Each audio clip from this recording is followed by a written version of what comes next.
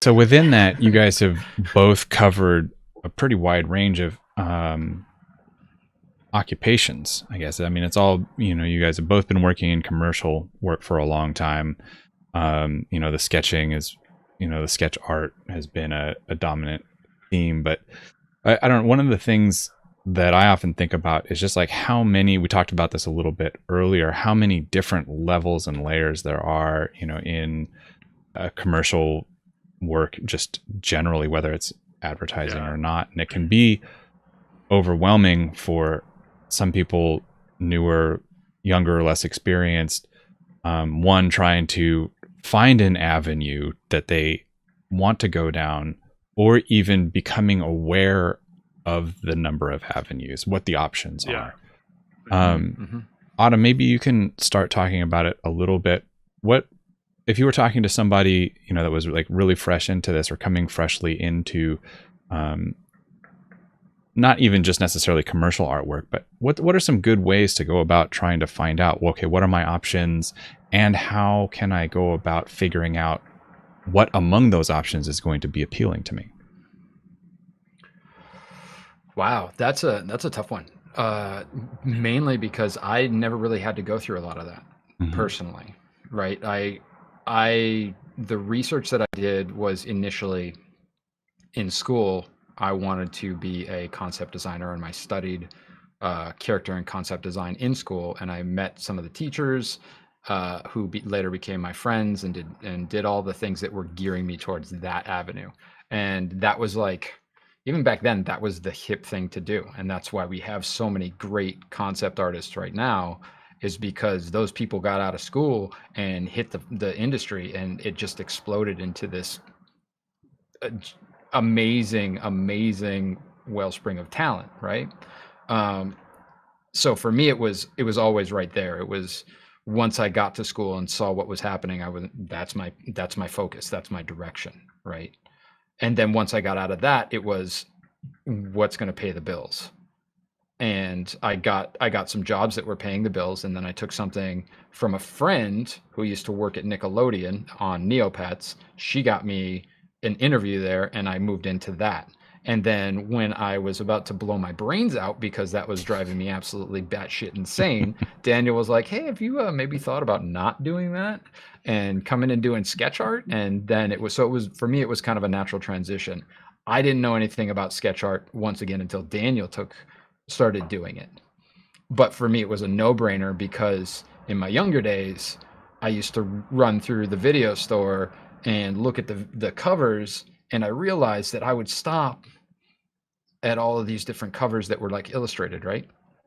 And so that it was a big influence on me as an artist. And because I recognized that influence, I naturally said, yes, absolutely, sketch art is something that I want to do. So if I was to say to somebody younger to find the avenue that will help you to flourish, introspection. Take a look at the things that you have connected with, the things that have excited you, even if they seem obtuse, meaning tertiary to your everyday existence and you may not have thought of it. If it's something that is filtered into your day-to-day life and you appreciate it, take a look at it. See if there's an application in there for art. And if there's an application in there for art, then do a little bit of research and find out who the artist was, or where it was published through, or what the connection was, meaning who at what company hired that person to produce that thing. So who, as an example, a lot of people collect, what are the little bobblehead things? I always forget what they're called. The little bobblehead things. Pop something. Yeah, pop, whatever. Yeah, Moose, you said it. I didn't hear Pop it. something. Yeah. I don't remember. Yeah. So those Funko Funcom Pops. That's it. So a lot of people can collect those, right? And they're really into them. They love them. And so somebody somewhere along the line had to design that. And that somebody is at Funko, and that somebody got a job because they went to school for toy design or product design, and have a connection that has that Venn diagram that overlaps between product design and media, and they're like, hey, watch me design a product that includes Wolverine or includes Iron Man, and it's really cute and everybody's going to love it and we're going to make an ass ton of money, you know? So find that person, find out what their path was, and try and mimic it. Keep in mind that just you can see between Daniel and I that even though we have similar paths and everything, the way that we arrived at this conclusion that we actually get to hang out and talk all day and do art and do all these things is we're vastly different kind of approaches to figuring these things out. So everybody has a different path. So when somebody is giving you advice, it may or may not be the path that's going to work for you. So in that introspection of like, oh, what's working for me and what do I want to do with the rest of my life as an art, and what is the thing that is going to keep me this motivated to keep doing it. Also keep in mind that even if you find that person and they give you that advice might not be good for you in your path. So you have to be introspective and determinate enough to know when to deviate from that advice to get further along on your path. End. What I would add to that though is, and it was something that I think I had to really learn along the way, was to not just look at what speaks to you and what you love. Take a hard look at what you're actually good at. That to me will get you further, at least starting, right? If you're good at something, pursue that. Just because you like something doesn't mean you're going to be good at it, right? So like I loved character design, and to a degree I still love character design. I don't think I would be good at it for, say, a game company or a film studio, because I don't like the process that you have to go through, the type of work pipeline, the iterative design of doing 20 different options that are all subtly different. Like I can't stand that. So I don't think I would be good as a character designer unless I'm designing my own characters, you know? And that was something that I had to kind of come to grips with, because I was dead set on being a character designer at a certain point. But that Daniel, check your mics. all good. Yeah, I mean, the main thing was I had to really come to grips with the fact that I didn't think that I would be as valuable in a character design work pipeline, simply because I didn't love that process, you know, even though I do love designing my own characters. So I think there's something very valuable in taking a hard look at what you're good at versus what you love. And hopefully there's some overlap. Hopefully there is some overlap.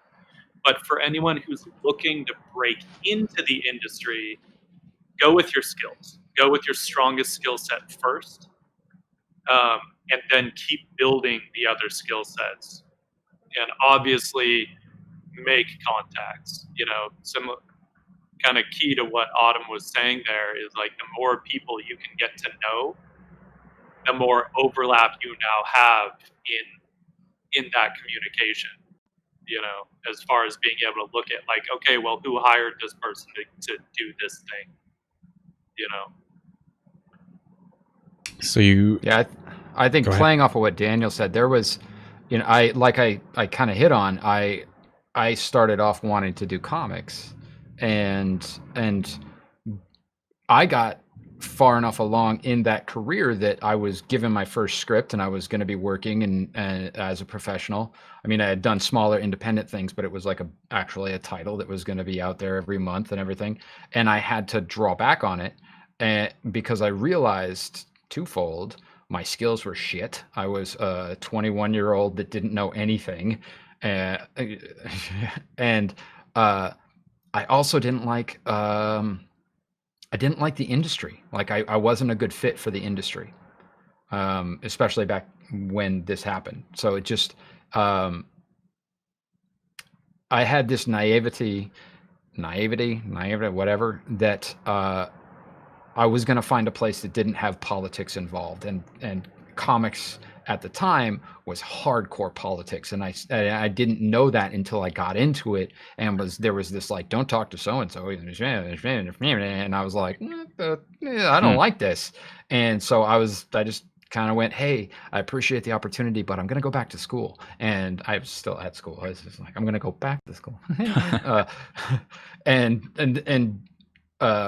And dropped out and never wanted to get back into doing comics unless it was for myself.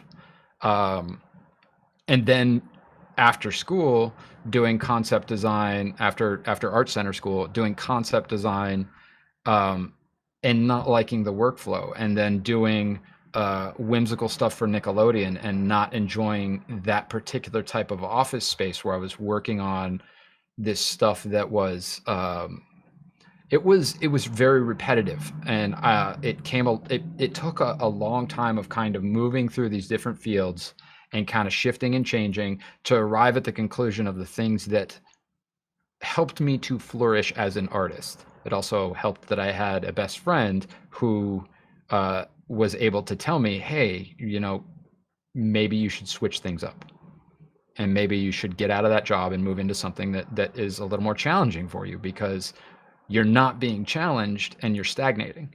And that in turn helped me to branch out and become bigger and find something that not only served me as an artist, but served my life. And pay you more for less work. Yes. Thanks for listening to this clip. You can see the full interview by clicking the link in the description, or you can click the thumbnail on the bottom left of this video. And don't forget to hit subscribe. Have a great day.